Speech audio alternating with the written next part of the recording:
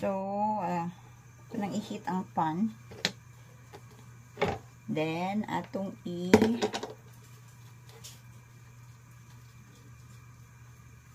isa ito ang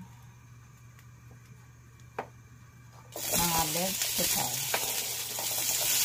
Actually, mura din sa shawarma. Shawarma rice. Diba?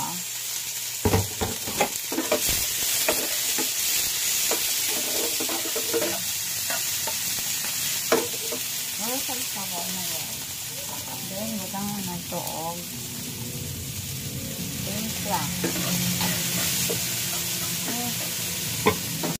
So, i-set aside nimo ang mong gi-cook na vegetable. Ako yung gi-cook ganina.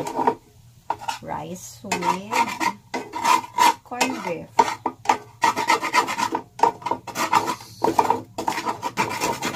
Tempado na ni. Nanin siya corned beef katong nabiling gabi. So, ito na dahil yung isa gultong i-cook ni mo na vegetable. So, you have a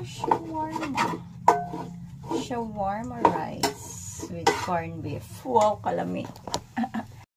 Ato na yung i-plate.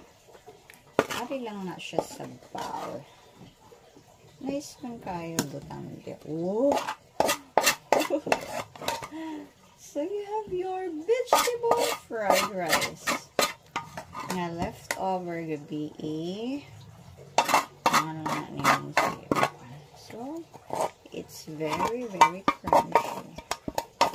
Wow! Delicious! Buen appetit!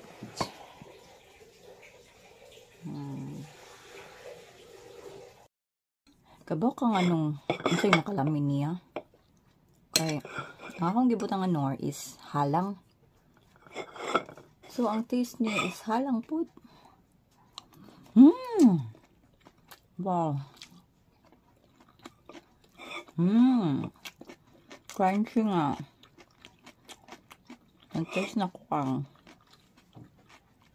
pepino, tomato, and garlic on corned beef. Normal to pepino. Wow, spicy.